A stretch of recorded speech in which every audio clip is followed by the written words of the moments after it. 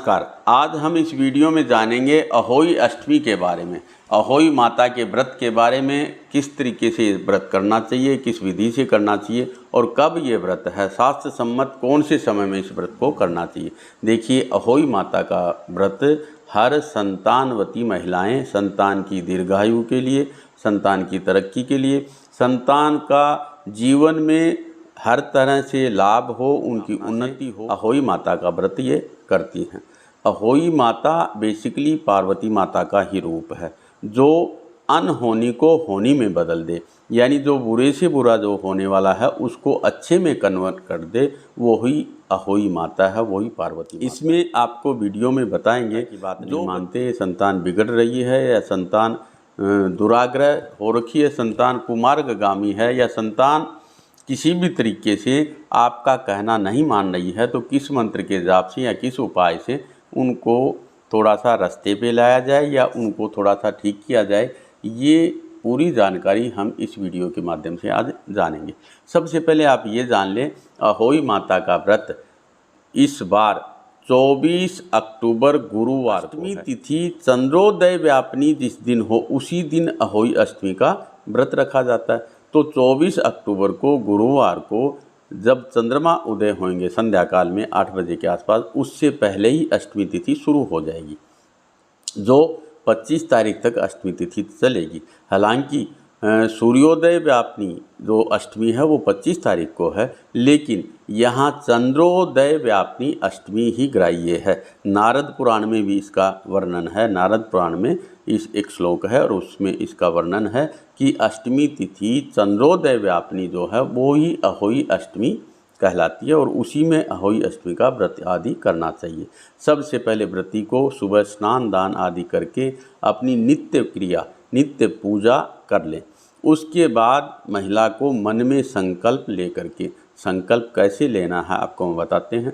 आप जो है ना, अहोई माता के कैलेंडर के सामने पूरा पूजा का सामान आपने रख लिया और मन में संकल्प लिया कि मेरी संतान दीर्घायु हो, मेरी संतान की ये काम पूरे हो जाएं, पढ़ाई में अच्छी रहे, विद्या प्राप्ति अच्छे से हो, या जो भी संतान के लिए आप मांगना चाह रहे हैं, संतान को जिस तरीके से आप बनते हुए देखना चाह रहे हैं, वो सब मन में संकल्प करें। आप सबसे पहले अष्टमी तिथि कृष्ण पक्ष और गुरुवार पुष्य नक्षत्र भी है।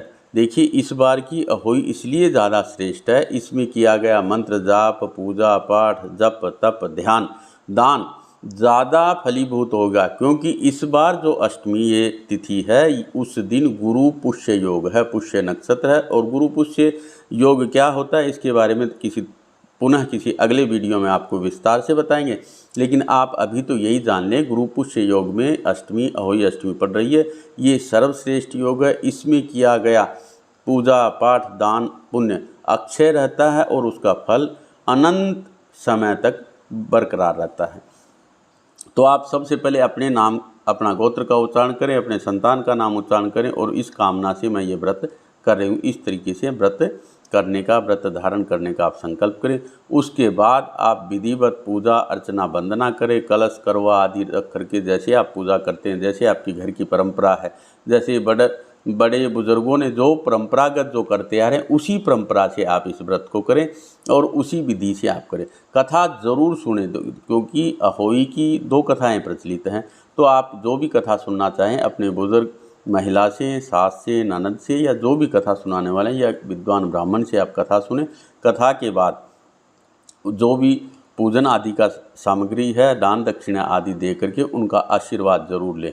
अपनी सासू माता को वो सारी चीज़ें दे रही हैं, बायना आदि भर करके ननद भाई साहब को दे रही हैं, तो उनसे आप आशीर्वाद लें। और आशीर्वाद इसी बात के लिए लें कि मेरी संतान दीर्घायु रहे, अच्छी रहे और आगे बढ़े, तरक्की करे। जिन महिलाओं को संतान होने वाली है या संतान अभी आने वाले समय में अहोई माता की कृपा से जिनको संतान होएगी, वो भी प्रार्थना करें कि अहोई माता अगली बार आपकी अष्टमी आए तब तक मैं संतानवती हो जाऊं। इसी कामना के साथ ये व्रत कर रही हूँ। तो दोनों कर सकते हैं, इसमें कोई दुविधा नहीं है। अब संतान अच्छी रहे, संतान का किसी तरह से अनिष्ट ना हो, इसके लिए आप एक छोटा सा उपाय कर लें।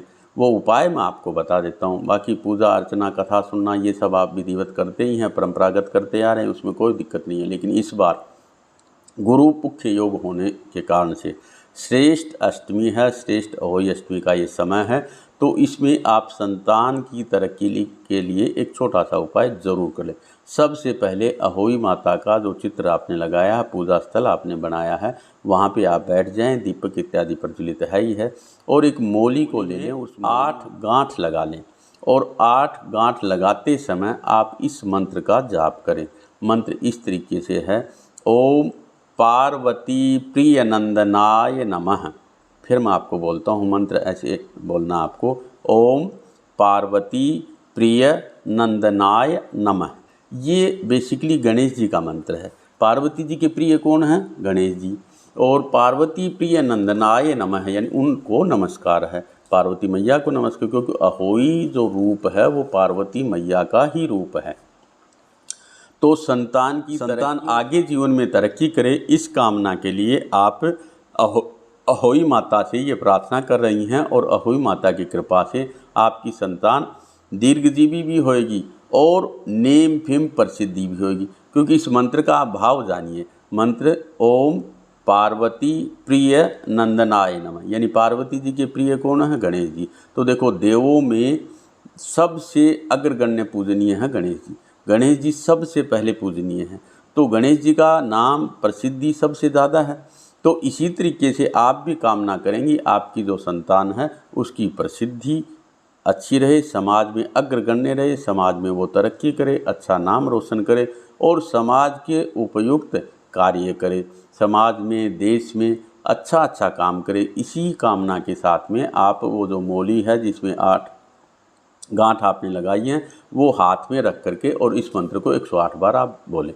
फिर उस मौली को आप अपने बच्चे की कलाई में बांध दें या गले में पहना दें। लेकिन जिन बच्चों को स्कूल आदि में अगर कोई प्रॉब्लम है तो अगर वो बांधने में असमर्थ हैं तो उनके सिरहाने रख दें। और जब आप दीपावली पूजन कर लें उसके बाद दीपावली के नेक्स्ट डे में रविवार को छोड़ करके आप उस धागे को आप पीपल वृक्ष में बांधाएं।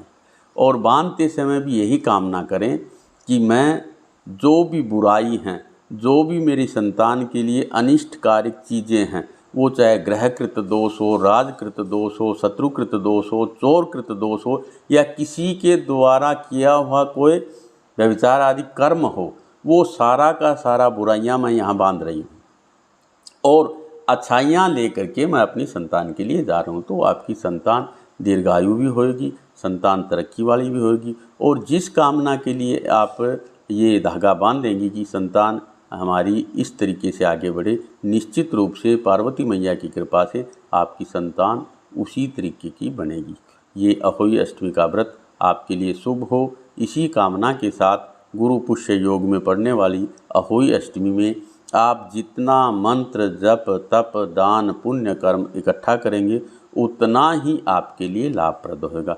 देखिए, 4 दिन पहले अहोई अष्टमी के 4 दिन पहले करवा चौथ, और करवा चौथ के 4 दिन बाद अहोई अष्टमी। करवा चौथ पति की दीर्घायु के लिए और अहोई अष्टमी संतान की दीर्घायु के लिए और संतान की तरक्की के लिए ये व्रत होता है। और उसके बाद लक्ष्मी और कुबेर आदि की पूजा, धनतेरस, छोटी दिवाली, बड़ी दिवाली, भैया दूज, ये सब सारे त्यौहार हम मनाएंगे क्रम वाइज।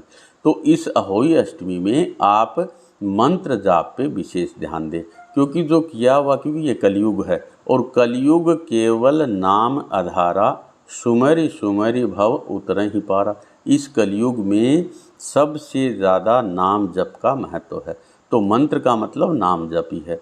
जितना मंत्र जपेंगे निश्चित रूप से आपकी संतान को, आपकी होने वाली संतान को हर लिहाज से तरक्की मिलेगी और संतान आगे बढ़ेगी, इसमें कोई संदेह नहीं करना चाहिए। दूसरी एक बात मैं और आपको ये बता देता हूँ चलते चलते वीडियो में कि देखो, मंत्र आपको बताता हूँ कि मंत्रे तीर्थे द्विजे देवे देवज्ञे भेषजे गुरो यादृशी भावना यस्य सिद्धिर्भवति तादृशी।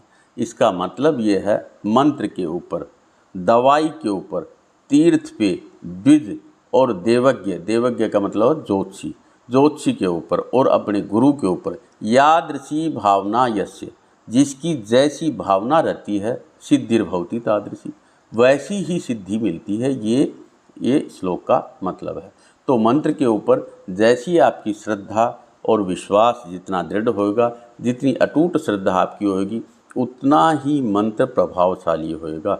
गुरु के द्वारा प्रदत्त मंत्र या किसी श्रेष्ठ व्यक्ति से सुना हुआ मंत्र ज़्यादा प्रभावशाली होता है। स्वयं पढ़े हुए की बजाय सुना हुआ मंत्र ज़्यादा प्रभावी होता है।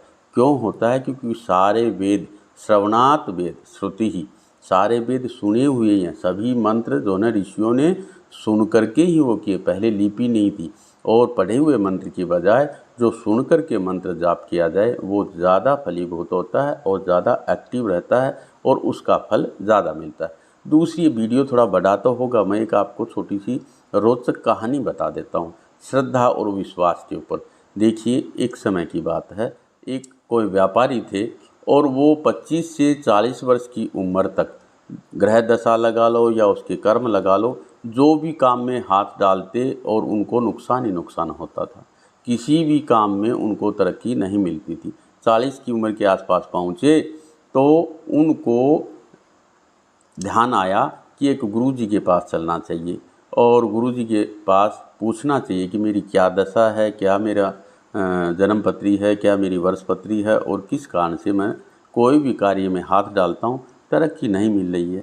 तो गुरुजी ने उनको बताया और उन्होंने गुरुजी ने कहा कि भाई एक आने का भी फ़ायदा नहीं है।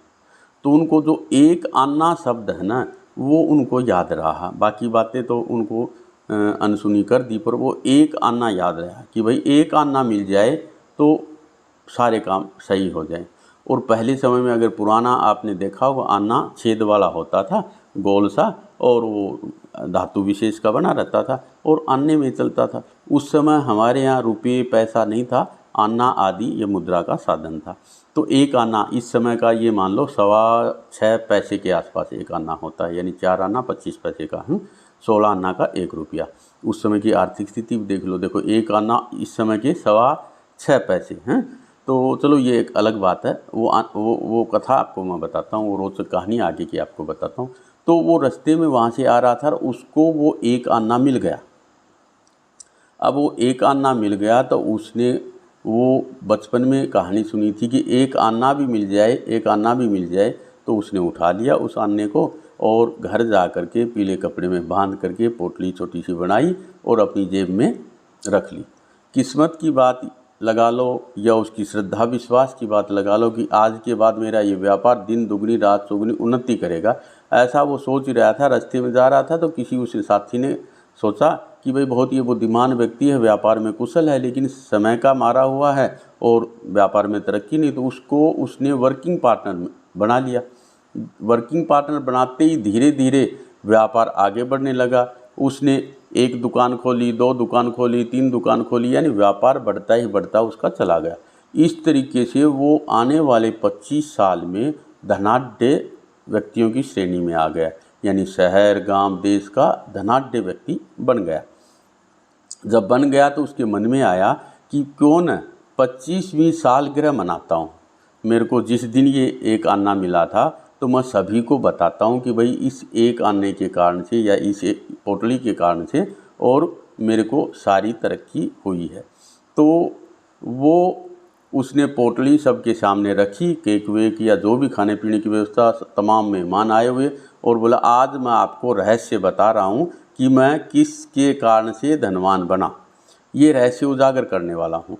तो वो पोटली खोलने वाला था। इसी समय उनकी धर्मपत्नी ने कहा कि ये आप पोटली किसी को मत दिखाओ, इसके अंदर जो आपका जो कीमती चीज़ है वो किसी को मत दिखाओ, देखो नज़र आदि लग जाएगी, व्यापार में मुश्किल हो जाएगी, ये हो जाएगा वो हो जाएगा। उसने कहा मैं 65 साल का होगा, अब क्या नज़र लगेगी, मैंने इतना पैसा इतना नाम कमा लिया तो अब नज़र लगे भी क्या।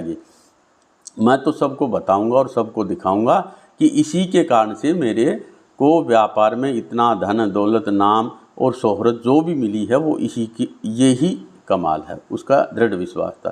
तो उसने कहा 1-2 बार कहा, लेकिन वो कहा नहीं मैं तो दिखाऊंगा। तब उसने कहा, उस महिला ने बोले सुनो, ये दिखाने जो जा रहे हो ना, इसके अंदर आना नहीं है। इसके अंदर तो मैंने दूसरा पैसे का टुकड़ा डाल दिया था। जब आप इसको लेकर आए थे, दूसरे तीसरे दिन मैंने आपके वस्त्र प्रक्षालन किया, उसी समय वो वस्त्रों के धोते समय वो चीज़ तो चली गई। मैंने देखा कि आप कुछ कहेंगे तो मैंने दूसरी पोटली बनाई पीले कपड़े की, और उसमें और कोई सिक्का रख दिया, और वो रखा हुआ है, वो असली आना नहीं है।